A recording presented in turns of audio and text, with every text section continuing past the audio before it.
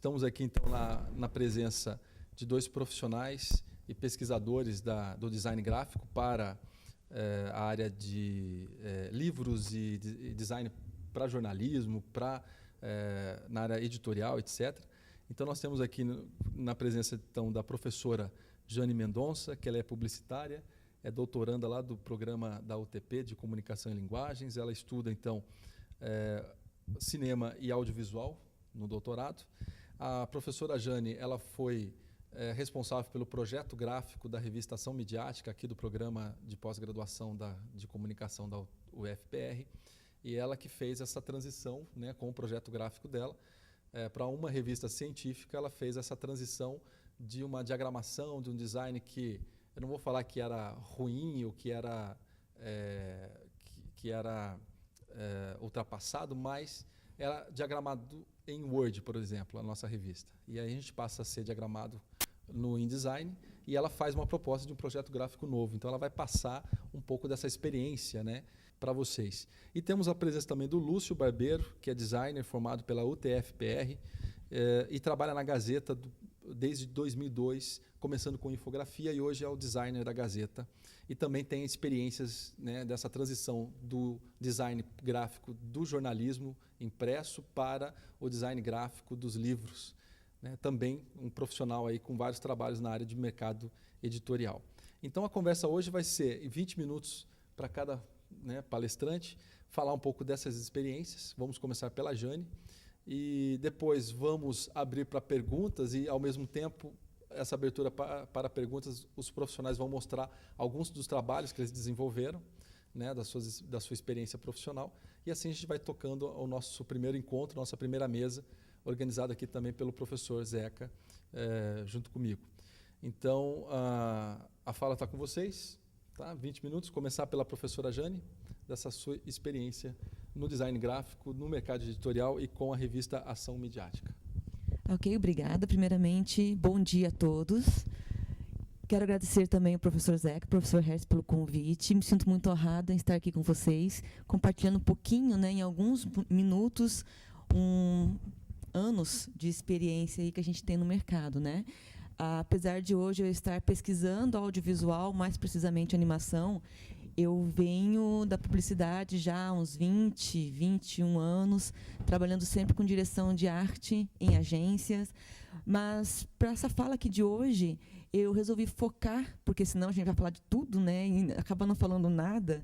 Então, resolvi focar nesse processo criativo pela minha caminhada no mercado. Quando a gente fala em design editorial, a primeira coisa que vem na cabeça é criação, certo? E dentro da comunicação, especificamente publicidade e propaganda, a gente tem diversas linhas de criação, né? Então, criar um logotipo, criar um cartão de visitas, são processos um pouco diferentes, né? Assim, o design editorial ele está intrinsecamente ligado ao jornalismo, apesar do publicitário trabalhar com isso também, né? Então, a gente sempre trabalha em conjunto aí com o redator, que pode vir da publicidade, mas também do jornalismo, e ela transita, né, entre o editorial impresso e o digital. Hoje em dia, a gente até vai comentar um pouquinho mais adiante, né, sobre esse design digital. Está muito em voga você ter um jornal que está na internet, você baixar livros que foram produzidos especificamente para você ler no tablet, ler no seu computador. Mas, para isso, para que ele exista, ele passa por esse processo de criação. E esse processo de criação, ele depende muito de todo o know-how que você tem, da sua bagagem, dessa carga de conhecimento que você traz à sua vida. Então, assim, eu iniciei minha carreira num jornal como digitadora, aí uns 3 meses depois já fui, né, subi na vida, né, virei diagramadora da página de Folha Criança, enfim. E nisso eu fui passando de jornal para gráfica, offset, passei por gráfica rápida, que é aquelas que é impressão a laser, né, colorida, passei por agência, passei até culminar na coordenação de do departamento de design gráfico de uma holding que cuidava de 7 empresas em Londrina. Nessa trajetória, então, eu pude experimentar os diversas áreas da publicidade e experimentar os diferentes processos de criação e gerenciamento também desses trabalhos. E aí, o design editorial ele estava muito presente, principalmente quando se tinha que fazer a newsletter da empresa, e ela era impressa, porque ia para o quadro mural do Brasil inteiro, e também era virtual, porque ia diretamente por e-mail desses colaboradores, que a gente chamava, né? Não se chama mais funcionários, são colaboradores. Então, você tinha que pensar no que, né, o que o meu público-alvo quer ler e o como ele quer ler. A gente sabe que, quando a gente pega algo impresso, nós temos um tipo de experiência que é diferente daquela experiência para quando você vai na frente do monitor e está lendo, certo? Você provavelmente fica mais tempo com algo impresso na mão, né, vendo, sentindo, porque aí é meio que inconsciente, você pega o papel, você sente a textura, você vira o papel, você vai ler, você manuseia, né, diferente do computador que você só baixa ali na barra e você vai lendo. Né? De vez em quando tem um link que vai para um site externo, enfim. Então, são experiências diferentes. Mas o que me faz entender essas experiências diferentes é justamente essa bagagem de conhecimento que você vai acumulando nessa sua caminhada, né, de pesquisa. E aí eu falo sempre para meus alunos, não necessariamente quando chega um job na tua mão, vai chegar um briefing, e você tem que produzir uma newsletter, você vai necessariamente parar naquele momento, espera lá, eu vou ter que relembrar tudo aquilo que eu vi, que eu li. Não é bem assim. Esse processo de bricolagem, como fala João Anzanello Carrascosa, é algo que você adquire no seu dia a dia. Eu acredito que aqui todo mundo já ouviu falar no termo bricolagem, né? Já ouviram falar? Se não ouviram falar, bricolagem é quando você pega diversos contextos, vamos falar assim, diversas experiências, e você acaba montando como um mosaico mesmo, né, para criar um todo coeso. Então, esse processo de bricolagem que passa essa criação para montar também uma newsletter, para montar um jornal, uma revista, ela é no teu dia a dia. É quando você vai no shopping, está passeando, e você olha a fachada de uma loja, você está registrando. Quando você pega um folheto que você recebe no semáforo, você tá trazendo isso para o seu inconsciente. É prestando atenção, é ler muito, é ouvir muito, é conversar muito, é prestar muita atenção nas pessoas, prestar atenção no que elas consomem quando estão caminhando, o que elas gostam de fazer, enfim. Isso é válido também para você criar um bom material impresso, um bom editorial. Tá? Vale para cartão, vale para o logotipo, vale para tudo.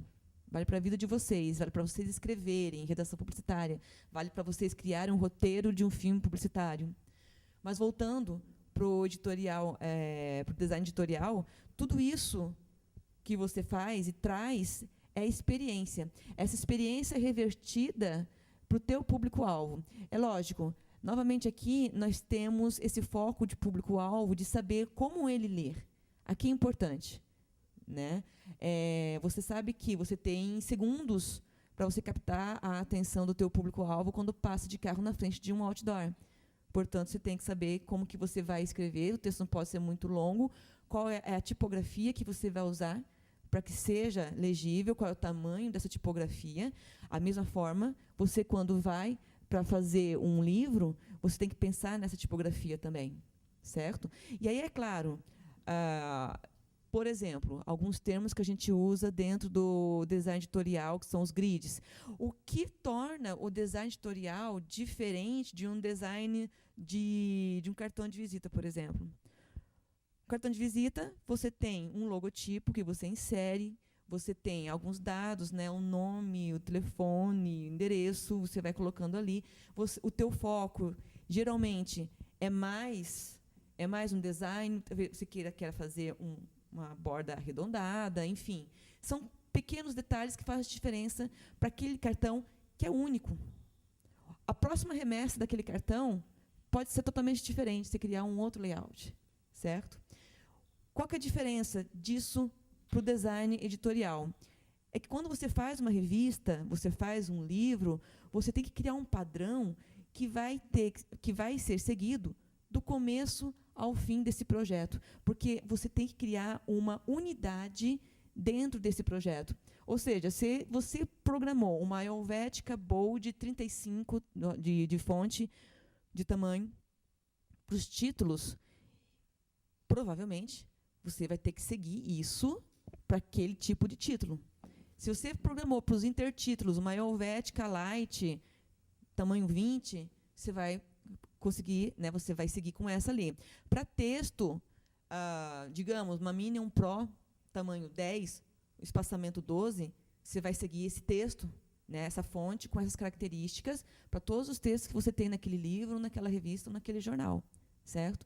Então, essa é a característica principal de um produto editorial que contenha várias páginas e você precisa passar uma identidade, montar uma identidade, certo? Claro, vai ter páginas que você vai trabalhar, eu quero trabalhar com contraste, a página da esquerda é preta, a página da direita é branca, porque eu quero trabalhar o contraste. Posso fazer isso em determinadas matérias?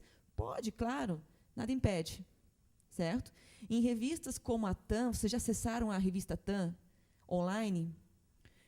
Cada projeto, cada revista, eles trazem alguns elementos que são característicos, como a fonte que eles usam, né? A linha de apresentação da editoria, mas algumas matérias têm características diferentes, eles inovam no tamanho da imagem, na disposição de várias outras imagens, do texto. Ou seja, você consegue criar isso para dar uma quebra. Né? Mas, se você fizer isso para toda e qualquer página, você acaba tendo um emaranhado, né? E que não vai prender a atenção. Aí você se pergunta, tá, que tipo de linha é, então, o melhor a se seguir num projeto gráfico? Aquela que você definir. Desde que esteja bem definida, eu tinha um cliente que falava assim, meus trabalhos têm pedigree. Entendeu? Por quê? Porque ele se preocupa com esta gênese. Você define. Então, assim, quando você define um trabalho, e aí, por definir, eu estou falando de um trabalho de pré-produção mesmo, você fazer pesquisa, você fazer um brainstorming, você montar e aí definir, estou falando de um trabalho antes, né, anterior, de você pegar o texto e já ir juntando, colocando e falar assim, não gostei, vou desmontar tudo, vou começar de novo. Tá? Então, o projeto ideal é aquele que está bem definido antes de você partir para o trabalho mesmo. Digo isso porque, claro, no começo da carreira, isso é normal, muito normal. Eu passei por isso, vários colegas passaram por isso também. A gente vai testando e, às vezes, a gente não tem muita segurança de criar um projeto e falar assim, nossa, esse projeto aqui é o projeto que eu quero. Tá? É difícil, às vezes a gente vai testando, vai jogando, aí volta 10 vezes o projeto para refazer, o teu cliente não gostou, o teu chefe não curtiu muito, volta com alteração, e aí você fica, né, poxa, vou alterar isso aqui, aumenta a fonte, diminui a fonte, troca a cor, muda, né, a numeração da página. De novo, normal, dentro da publicidade, dentro do jornalismo também, a gente sempre vai passar por esse crivo de ter uma alteração para fazer, certo? Mas o melhor projeto gráfico é aquele que você consegue definir e é um projeto que, dentro, claro, de uma certa margem de flexibilidade, você consegue ajustá-lo para o trabalho sair bem definido lá no final, certo? Mas hoje eu posso, dentro desse meu projeto, usar degradê, eu posso usar sombras, né, os shadows e tal? Pode, gente. Só que, assim, claro, de novo, qual que é a proposta do seu projeto? Quem é o meu público-alvo? Né? Se vocês pegarem de novo o exemplo da TAM, vocês percebem que eles trabalham muito com imagem. Né? Eles produzem as imagens deles, mas na maioria dos seus layouts, eles beiram aquela arte clean, certo? Porque tem texto, então a gente tem que obedecer o que a gente chama de respiro. Né? Ter o respiro para você não carregar tanto ali naquele projeto. E já indo mais para o lado da revista Ação Midiática, a proposta, quando eu né, quando eu fiz a proposta do projeto, da nova fase da revista, era justamente resgatar essa questão do planejamento. Antes, se vocês pegarem, acho que até a edição 9, né? Se vocês pegarem até a edição 9, vocês vão ver uma característica, né? Textos muito juntos, né? Pouco respiro. Então, ele tem uma característica, até porque, claro, a gente entende das dificuldades, né? Tem a questão que passa o tempo, também a gente tem muitas correntes que vão surgindo, e aí você vai adaptando a sua direção de arte e vai adaptando. Olha, conheci tal designer, o trabalho dele é muito bom, ó, tem essa tendência do flat, vamos tentar trazer para cá, né? Aí, quando veio eu fiz essa proposta, a intenção era justamente uma atualização deste olhar de direção de arte dentro da revista. Quando a gente fala em revista científica, para quem está no meio acadêmico, geralmente vem a ideia de uma revista com texto, né? É texto, texto, texto, texto, texto, corridão, simplão, tem uma capinha ali, acabou, né? Mas nós estamos lidando com comunicação, né? E por lidar com comunicação, hoje, a gente tem que ter essa consciência que nós somos muito visuais, né? Não apenas só textual, né? A gente, para não dizer audiovisual, né, que a gente é hoje, mas em termos de revista, a gente precisa resgatar. Então, a ideia foi atualizar esse olhar e resgatar essa corrente da direção de arte, trazendo para o meio acadêmico uma linha de criação, não diria só mais atual, mas que reflete essa visão de hoje da comunicação, essa preocupação com um projeto bem definido, com imagens que são condizentes, uma linha mais clean, claro. Mas é só texto, não é só ser clean? Não. É também pensar na tipografia, no espaçamento, no respiro entre título e intertítulo. Vocês vão ver depois, eu trouxe só esse case para mostrar para vocês, que era o meu foco hoje da fala aqui. A gente pensou para cada artigo, ter uma capa com uma imagem que fosse a síntese daquele texto. É difícil? Com certeza, é mais demorado, mas ele foi feito de uma maneira mais consciente. Então, o que isso significa? Também que a gente busca... já temos um público, claro, público-alvo acadêmico, que está produzindo, que está colocando o texto na revista, mas também a gente queria trazer um novo público, tá? Chamar a atenção mesmo. É texto científico, mas, espera, deixa eu dar uma olhada melhor nesse texto aqui, porque tem uma imagem, às vezes, né, sabe aquela coisa da imagem, às vezes fala, né, pelo texto, e a intenção era trazer isso daí de novo, resgatar isso daí para dentro da revista, né? Quebrar um pouco com esse estereótipo de que apenas a revista comercial ela tem essa característica de trazer imagens, de poder trazer uma diagramação que dialogue com o seu público. A gente para mim está trazendo isso para dentro da revista científica. Começou com a 10, nós estamos na edição 12 ou 13 já? Está saindo a 13 agora. A 13 está saindo, né? Então, assim, a primeira foi um boom mesmo, né? O pessoal comentou bastante e agora está seguindo, né? Implantar novos padrões, não é fácil, mas sempre é um desafio inovador.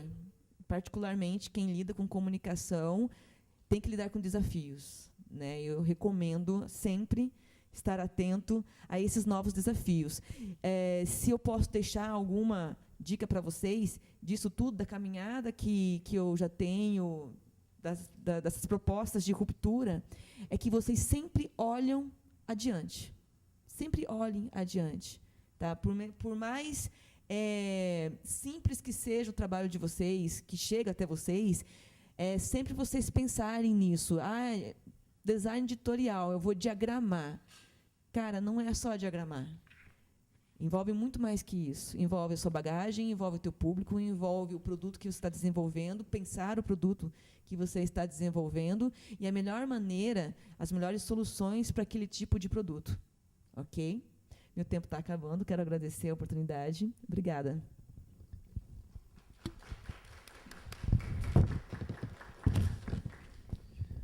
Vamos passar a palavra, então, ao Lúcio, né, designer da Gazeta do Povo, e passando um pouco dessa sua experiência. E por essas mudanças, né, também. O que é interessante na fala do Lúcio é que ele está vivendo aí essa mudança do impresso para o digital, e isso está acarretando aí uma série de mudanças profissionais. Bem, primeiramente, obrigado pela oportunidade de estar aqui com vocês. Para mim é muito bom poder estar falando para vocês que logo vocês que vão estar ditando como as coisas vão estar acontecendo. Eu sou uma pessoa muito emotiva, assim. No meu trabalho, eu sou uma pessoa que trabalha no limite sempre, assim. Para mim não tem meio termo, assim. E já quando eu entrei na faculdade, assim, eu consegui um estágio na Gazeta do Povo. E a forma como eu entrei lá foi a forma mais corajosa, assim, e mais cara de pau também, assim. Eu bati na porta do jornal e pedi para falar com o editor de arte, que na época se chamava Ricardo Humberto. Eu consegui descobrir quem era o responsável. E aí a moça da recepção falou, tem um aluno aqui da UTFPR que quer falar com você. Aí ele perguntou, o que ele quer? Ele quer um estágio.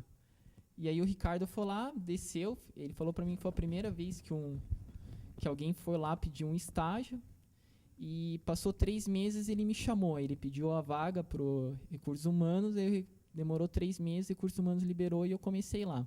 Comecei como na infografia, e como eu sempre fui muito curioso, eu comecei a transitar em vários departamentos do jornal, comecei a conversar com o pessoal da fotografia, da diagramação. Aí depois da infografia eu passei para a diagramação, que eu vi que era onde eu poderia mostrar mais, ter um pouco mais de liberdade, assim, porque aí eu poderia juntar a infografia com a diagramação e poderia fazer alguma direção de fotografia e algumas capas de suplementos, assim, né? E aí nesse meio tempo, assim, de Gazeta, eu ainda estagiário, o meu coordenador, que era o Ricardo Humberto na época, ele chegou e falou assim, o Ricardo era como se fosse meu professor, assim. Ele pegou uma revista, assim, que era uma revista muito bonita, assim, em formato quadrado. Ela não era nada econômica, assim, a produção gráfica dela era super cara, assim. E ele chegou, Lúcio, você quer saber o que está sendo feito de bom no mundo? Folheie essa revista. Essa revista é feita pelo Oswaldo Miranda, é o Miran. E ele falou assim, o Miran ninguém sabe quem é, porque ele não aparece, ele é como se fosse uma entidade. Você na época ainda se comunicava por fax. Então, e-mail era pouca gente que tinha, assim. E ele falou assim, então, assim, siga o que sai aqui na gráfica que você vai saber quais são alguns caminhos que você tem que seguir. E aí eu comecei a comprar revistas gráficas, revistas antigas, eu ia em sebo, comprava. E aí, como a internet foi ganhando corpo, eu consegui descobrir o e-mail do editor de arte, que é o Oswaldo Miranda, né? E aí eu mandei um e-mail para ele também, cara de pau, que nem eu fui batendo na porta da Gazeta, e falei assim, Miran, eu gosto muito do seu trabalho, eu trabalho em tal lugar, eu faço tais coisas, eu gosto de tipografia, gosto de ilustração, e eu estou fazendo um TCC que tem um pouco a ver com um projeto que você fez na década de 70 e gostaria de saber se você pode me ajudar. Passou uns 2 dias, eu olhei na minha pasta de spam, estava lá, Oswaldo Miranda respondeu o teu e-mail. Foi um e-mail super legal, e de lá para cá eu comecei a ter contato com ele, só por e-mail também, e um certo dia ele me chamou para fazer um trabalho com ele, que era um livro. E aí eu tive que ir lá na casa dele. E aí para mim foi sensacional, porque nunca ninguém tinha visto ele e eu estava indo na casa dele, né? E aí, na verdade, ele me chamou lá para me conhecer e para fazer um trabalho junto comigo, para me ajudar ele. E esse trabalho era um teste, na verdade, assim. Porque aí eu era um livro super bonito, com acabamentos gráficos sofisticados, assim, que demandava uma atenção especial. E aí, como eu disse para vocês, foi um teste, porque 2 meses depois ele me chamou para mim trabalhar com ele na revista gráfica, que era a revista que meu chefe, professor, tinha falado que era tudo que havia sendo feito de legal no design no mundo, era feito lá. E aí, com o Miran, eu comecei a ter contatos com designers, ilustradores do mundo inteiro, assim. Então, comecei a ter um trânsito bacana e ao mesmo tempo, eu sempre tive muito contato com o professor de vocês, o Zé Carlos. E antes de eu ser designer, eu era o leitor, então eu gosto muito de ler. Eu sei como que é um comportamento de um leitor. Eu sei, às vezes, por exemplo, você está lendo um livro e, de repente, você se distrai. Você não sabe em que linha você estava. Eu sei porque eu comecei a perceber por que isso acontecia, né? Então, para mim, a minha carreira misturou muito a isso. Como uma pessoa lê o texto do início ao fim e como tornar um certo trabalho, ao mesmo tempo, sedutor, assim, né? E a minha carreira se mudou muito no impresso, assim, porque eu gosto muito de tipografia, não só como desenho de letras, mas como o processo de impressão. Eu acredito que hoje, nesse momento digital, você ter uma plataforma impressa é um luxo, é uma coisa sofisticada também. E toda vez que um cliente me procura para fazer um trabalho, eu sempre peço muito comprometimento dele, porque a gente hoje se discute muito o fator ambiental, assim. Então, assim, eu sempre falo, a gente derruba... Você quer um livro de uma tiragem de 2.000, então a gente vai ter que... São derrubadas tantas árvores para a gente poder rodar esse livro. Então, que a gente possa fazer alguma coisa bem feita, assim. Então, quando você está em contato com um cliente, um editor, você tem que puxar esse comprometimento dele para que as coisas sejam bem feitas, assim. Atualmente, hoje, eu estou vivendo uma transição do impresso para o digital. Particularmente, eu não sei para onde vai, assim, mas o que eu tenho muito a dizer para vocês, assim, é que nunca achem que vocês estão atualizados, porque a tecnologia ela é muito cruel hoje, ela vem atropelando mesmo, assim. Então é sempre importante a gente manter os pés no chão, tentar atender todo mundo e sempre olhar para frente, como a professora Jane acabou de dizer, assim, né? E bem, aí é isso. Assim, a minha maior missão, assim mesmo, como designer, assim, é fazer com que a pessoa leia um texto do início ao fim, assim. Então, eu acho que essa é a missão também do jornalismo, assim. Então, durante todo um processo, sempre há alguns tipos de conflitos de ideias e conflitos de interesse, assim. Mas, no final das contas, o interesse de todos nós é o mesmo. Fazer com que um projeto seja bem sucedido. Então, quando você estiver trabalhando com um designer, tentem ser o mais claro possível com ele, assim, porque às vezes a gente quer fazer, sem querer, às vezes a gente quer fazer uma coisa que também seja para nós, assim, mas o projeto, na verdade, é para o leitor, assim. Então, a gente tem que ter um carinho com o leitor. O leitor, hoje, ele tem muitas escolhas, assim. Ele pode comprar um livro impresso ou, ao mesmo tempo, ele pode digitar no Google e conseguir baixar o livro em PDF. Então, o design e o projeto editorial sempre tem que ser focado no usuário. Então, e puxando algumas coisas de projeto gráfico que a professora Jane comentou com vocês, alguns tipos de padrões existem mesmo, mas eles não existem para engessar o projeto. O projeto gráfico, ele existe, assim, por exemplo, assim, faça uma experiência, assim, com algo impresso mesmo. Quando você está folheando, por exemplo, a revista Veja, ou a revista Época, ou folheando a própria Gazeta do Povo, ou a Folha de São Paulo, você às vezes nem precisa saber ver o logotipo do jornal. Você já sabe que você está dentro dele, por uma série de padrões. Padrões de tipologia, se o jornal usa legenda dentro ou fora da foto, o formato, o tipo de papel, a tipologia. Então, esses tipos de padrões é sua identidade visual. Então, assim, padrão não é para engessar. Você pode quebrar padrões? Pode, claro. Mas quando é para você quebrar, você quebre bem mesmo. E mostre que aquele conteúdo é especial, assim, sabe? Então, não tenham medo dos padrões. E eles estão ali mesmo, todo mundo... É como, por exemplo, se você entrar na loja do McDonald's. Você sabe que você está no McDonald's. Ou você entra na Starbucks. Você sabe que está na Starbucks pelo copo, pela cor da decoração. Então, assim, padrões existem na arquitetura, no urbanismo e vai existir no design também. E como vai existir também um projeto editorial de qualquer coisa que vocês estejam projetando. E o que eu tenho que falar, acho que basicamente isso aí. Obrigado. Eu tenho algumas perguntas, então, tanto para a Jane, mas aproveitando aqui o Lúcio. Você deu uma pista aí, Lúcio, por que as pessoas se perdem no meio da leitura. Eu queria que você explicasse um pouquinho para a gente, porque eu fiquei curioso. É um erro do projeto gráfico, é um erro do planejamento? Este ano eu me dei o direito de ser aluno especial do programa de mestrado da Federal, né? E eu estava na aula, assim, e eu amo tipografia, assim. Pra vocês terem uma ideia, eu tenho tipos móveis em casa, eu tenho tipos de madeira e tipos de chumbo.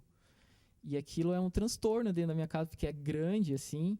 Só que eu uso eles todos, assim. Eu não tenho máquina de impressão ainda, mas, assim, eu faço muitas gravuras com esses tipos, assim. Então, uma coisa muito meticulosa na tipografia é o espaço entre cada letra, assim. Assim, parece uma coisa muito boa, mas, assim, no desenho da tipografia, quando você está desenhando uma fonte, você tem que sempre pensar em que idioma base é aquela fonte. Então, assim, se você vai fazer uma tipologia que vai ser usada na Polônia, é completamente de estar sendo utilizado, por exemplo, aqui no Brasil ou nos Estados Unidos. Então, nas fontes digitais, existe um algoritmo que determina a distância entre cada letra, assim. E, assim, softwares como o InDesign, por exemplo, eles nos dão essa liberdade da gente mexer nesse espaçamento entre as letras. Existe um espaçamento que é o natural da fonte, mas a gente tem uma certa liberdade de regular isso. É aí que a brincadeira começa a ficar perigosa e existe uma atenção de todos nós. Então, assim, por exemplo, o melhor exemplo que foi uma coisa que me deu um start semana passada durante a minha aula. Eu estava comentando sobre design universal e estava falando que quem busca o design universal hoje, mais próximo da nossa realidade, é o urbanismo e a arquitetura. Então, eles estão trabalhando muito com acessibilidade. Então, o maior exemplo que eu dou assim, para essa coisa de você não se perder no texto é ter atenção no não mexer nesse espaçamento entre as letras. Deixe o texto para onde ele quer ir. Então, assim, por exemplo, para vocês entenderem de como isso é um ajuste muito fino e sofisticado para o teu trabalho, imagine uma escadaria, assim. Quanto maior a distância entre os degraus, mais difícil fica você subir. Exige um pouquinho mais do alcance entre as suas pernas. E o texto é isso. E, assim, na escadaria também, se você aumentar a distância, dificulta. Se você deixar muito perto, também dificulta. Então, a escada tem que ter uma distância certa para você subir e descer ela de forma confortável e segura.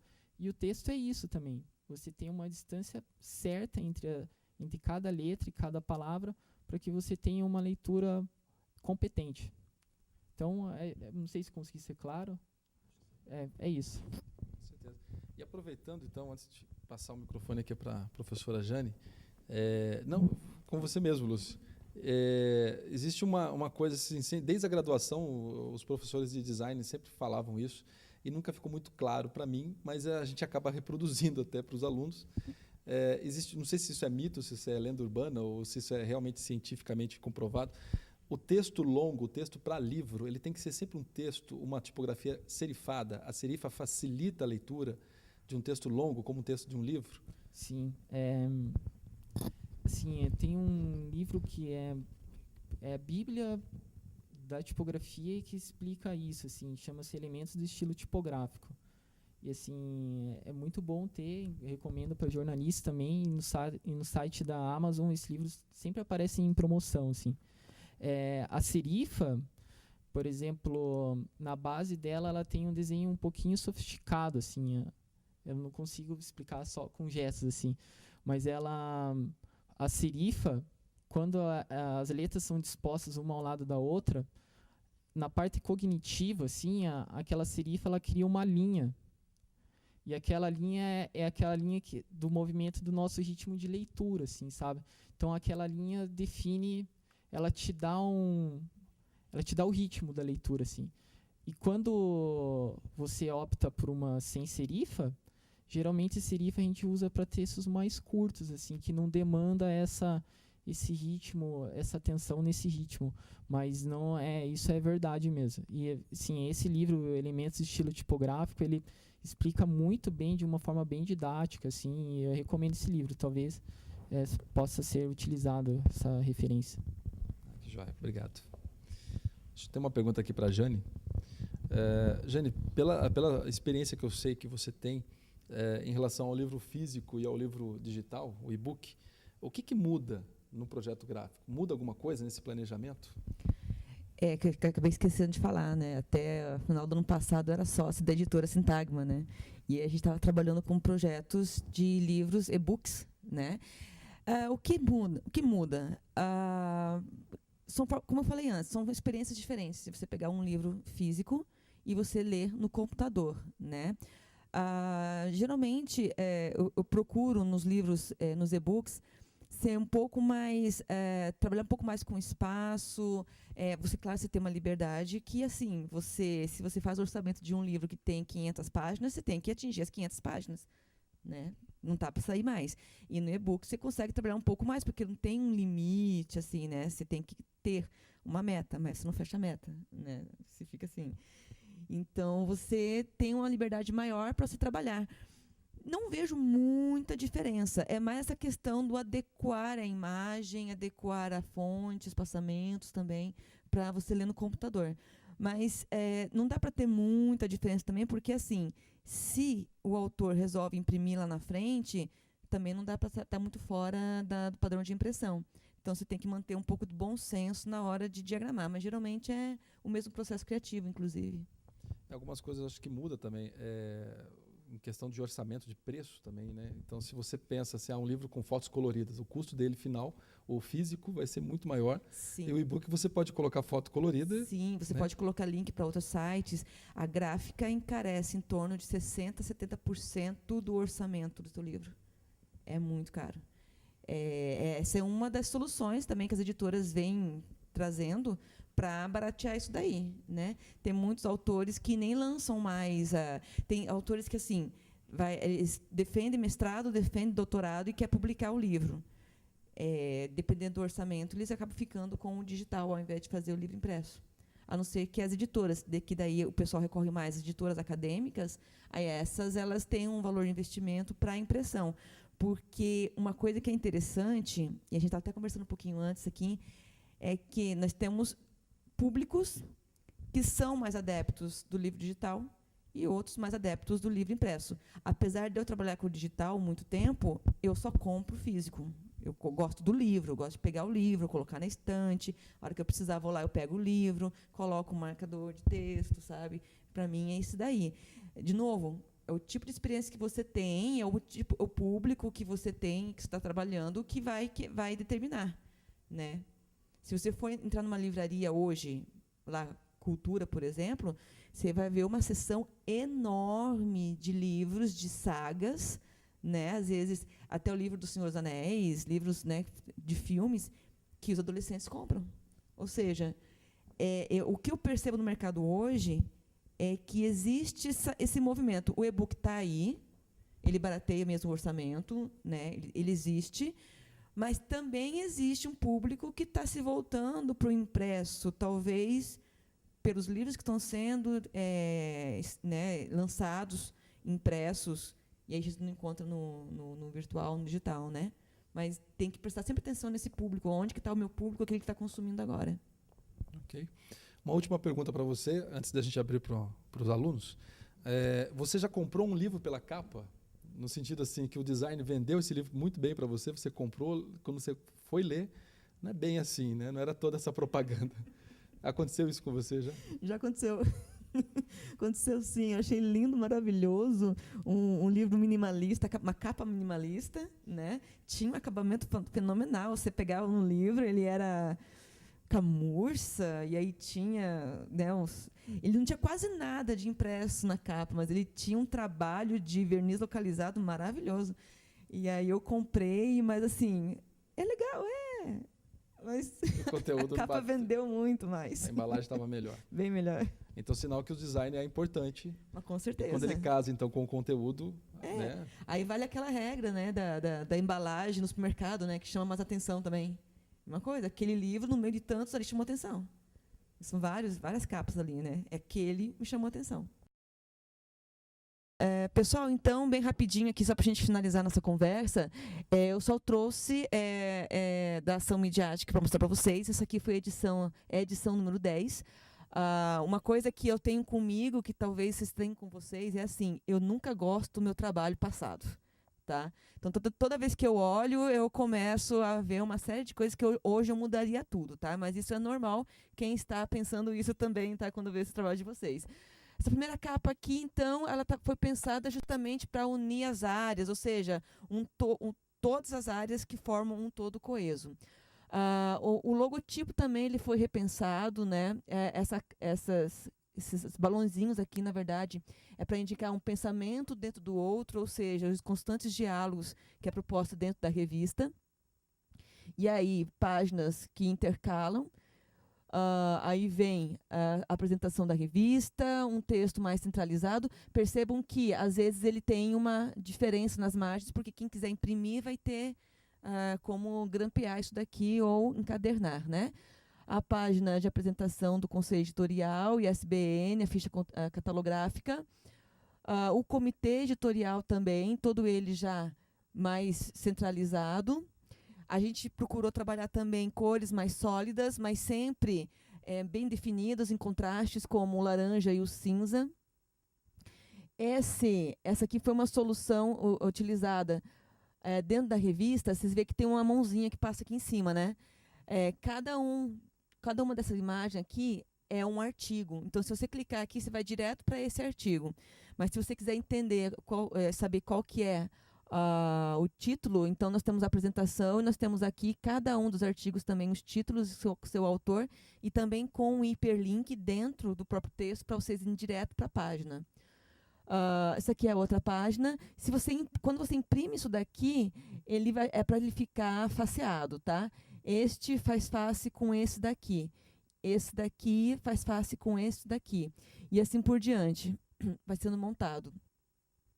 Aí, de novo, aqui uma apresentação, outro texto. Aqui a versão em inglês. Vem o dossiê. Estou passando bem rápido, tá? Para a gente chegar mais adiante ali onde interessa também. Mais uma página para descanso. Aí, jornalismo digital. Aí a gente começa com os artigos. Essa imagem aqui estava lá no comecinho, agora ela já está apresentando o número do artigo, quando o artigo é recebido, quando foi aprovado, qual é o DOI deste artigo aqui. Então, nós temos a capa de apresentação com uma imagem relacionada ao texto. E aí, começamos com a marcação. Sempre vai ter em cima dos artigos essa marcação aqui com a imagem principal. E o texto que está correndo. Aqui embaixo, nós temos... não estou conseguindo ler agora, referência, sumário e início. Então, se você quiser, não curti, eu quero ir lá para o sumário de novo, para pegar outro texto. Então, eu vou para o início. Ou eu quero pegar as referências desse texto aqui direto, onde que o autor pesquisou para fazer esse texto. Vai na referência aqui, né? E assim, vai seguindo o texto até a finalização. Quando ele chega no próximo, nós temos uma página de respiro, uma imagem, o texto número 2, né, as especificidades, e aí começa o texto. Então, basicamente, essa revista ela foi planejada dessa maneira para dar esse respiro, para você ter esses passos, né, e fazer a escolha pelos artigos, fazer uma leitura desses artigos de uma maneira mais navegável dentro do próprio artigo. Tá? É possível também colocar, por exemplo, no autor, no rodapé, quando tem ali o link dele do Lattes, você fazer esse link para você clicar e ir direto para o Lattes dele. Ou seja, uma obra, um e-book como esse, uma revista online como essa, você pode criar essas soluções para você navegar fora da revista também. Tá ok? Obrigada. Eu fiz uma seleção de... Eu vou passar rápido alguns trabalhos meus que eu fiz. Esse aqui foi o primeiro livro que eu fiz, que foi um livro dos 90 anos da Gazeta do Povo. Aqui eu usei um acabamento que eu já vou mostrar em seguida para vocês, que eu chamo de luva ou slipcase. Aqui, ó. Slipcase é isso, o livro vem dentro de uma gaveta. Então essas páginas aqui é a frente e aqui é a back cover do slipcase, e aqui é a foto exemplificando como que funciona essa peça gráfica. Aqui é um detalhe do livro, da lombada. E aqui, isso aqui a gente chama de guarda, que a guarda é o que cola a capa do livro com o miolo. E nesse projeto, eu trabalhei todos os detalhes, de forma muito minuciosa, criando um design bem orgânico. Aqui são alguns estudos meus de tipografia, que eu gosto muito de trabalhar com carimbos. E eu sempre gosto de falar para mim que eu gosto de deixar a tinta para onde ela quer ir. Então, eu exploro muito essas coisas em alguns projetos meus, projetos que permitem esse tipo de liberdade, né? Aqui é a contracapa do livro, aqui eu utilizei aqueles carimbos para estampar a contracapa do livro, e aqui essa é a contracapa, e essa é a capa do livro. Isso era uma série de entrevistas que foi editada pelo Zé Carlos. E aí eu escolhi e cada entrevistador teve um retrato, e esse aqui foi o retrato escolhido para a capa do livro. Aqui é um detalhe também do livro fotografado. O livro tinha uns acabamentos gráficos, algumas coisas que eu determinei. Então, por exemplo, aqui abre o entrevistado com o nome dele, e embaixo um pequeno texto descritivo, uma sequência dos retratos dele. E no lado direito, sempre um retrato mais forte. E dentro do livro, como rendeu muitas fotos, eu fiz um livro dentro do livro. Então aqui é um encarte colado numa grande página do livro, onde a pessoa pode ficar folheando outras fotos. Aqui eu fiz um making of de como eu produzia a contracapa. Eu peguei uma chapa de isopor do mesmo tamanho em escala 1:1. Consegui esse fio branco numa loja. E aí encapei o livro com um papel de embrulhar pão. E aí eu fotografei ele, né? Fotografei mesmo, não tem nada de computador. E aí, pelo computador, eu consegui só mudar essa parte para PB aqui. Então aquela contracapa que vocês tinham visto antes foi feita dessa forma aqui. Aqui é o carimbo, que eu tirei uma foto dele, né? Aquele carimbo que eu utilizei. E essa foto eu utilizei, que eu produzindo a fotografia. Esse carimbo aí serviu para o convite do evento, né? Que é com o nome do livro, assim. Então, o projeto começou do início ao fim de uma forma do jeito que eu tinha projetado, assim. Aqui é um outro livro que chama Punk Poems. Aqui são estampas que eu fiz utilizando tipos móveis de madeira. Aqui é a capa do livro. O livro foi impresso aqui em Curitiba e eu consegui mandar para São Paulo para fazer acabamento. Aqui, ó, esse aqui a gente chama de costura aparente. Então a lombada dele ela não tem impressão na lombada. Todos os cadernos, essa parte da costura, geralmente eles colocam a lombada em cima, mas eu utilizei ela de uma forma um pouco mais plástica, assim. Aí o livro, enfim, eu tentei mostrar através de fotos, mas a capa, a contracapa, eles vão se desdobrando, assim, é tipo um livro cebola, assim, com muitas camadas, assim.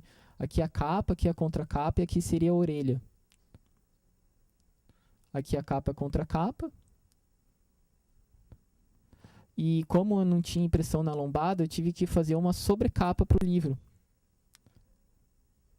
Aqui é a capa, a parte da frente da sobrecapa, parte de trás.